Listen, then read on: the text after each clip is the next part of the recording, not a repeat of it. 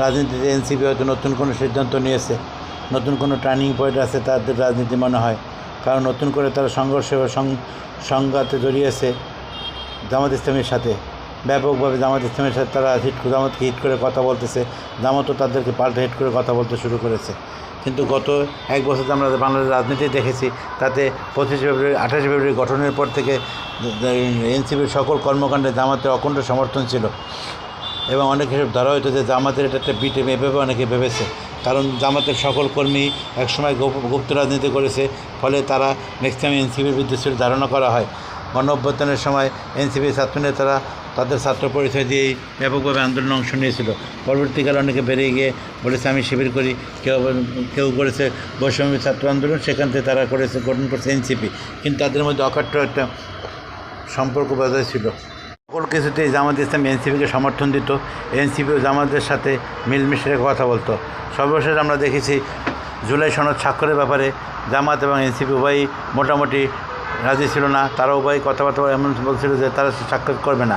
কিন্তু স্বাক্ষরের দিন দেখা গেল জামাত একদম খুব ভালোভাবে তাদের নেতাদের উপস্থিতির মাধ্যমে স্বাক্ষর করেছে, কিন্তু এনসিপি পুরনো সিদ্ধান্তের ভিত্তিতে স্বাক্ষর করে নাই, ফলে মূল স্রোত থেকে এনসিপি অনেকটা ছিটকে পড়েছে।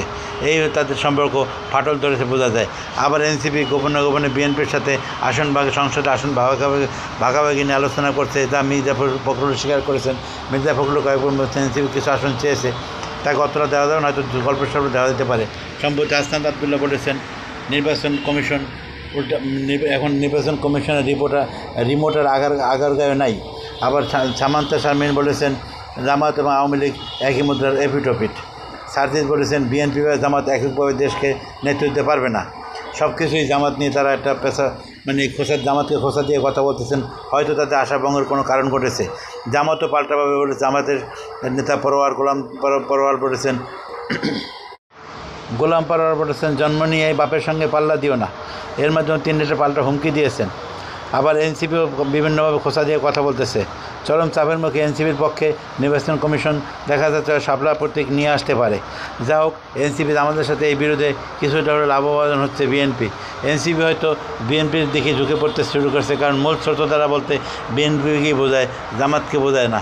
জামাতের সাথে যে এই ট্যাগটাকে হয়তো এনসিপি ভয় পাওয়া শুরু করছে, কারণ বিপ্লবের সময় তারা মনে করছিল 71 আর মানুষ উচ্চারণ করবে না, মানুষ শুধু 24 নিয়ে থাকবে, কিন্তু বিপ্লব পরবর্তীকালে তারা দেখেছে যে না, মানুষ 71কে ভুলে নাই, ভুলবেও না, তাই তারা বিএনপির দিকে ঝুঁকে পড়েছে। হয়তো বিএনপির জোট করবে এরকম কিছু আছে, তাই খোঁচা দেওয়ার সময় শুধু জামাতকে কেন্দ্র করে খোঁচা দিতেছে। সব চ্যানেলটি ভালো লাগলে সাবস্ক্রাইব করবেন আশা করি। আসসালামু আলাইকুম।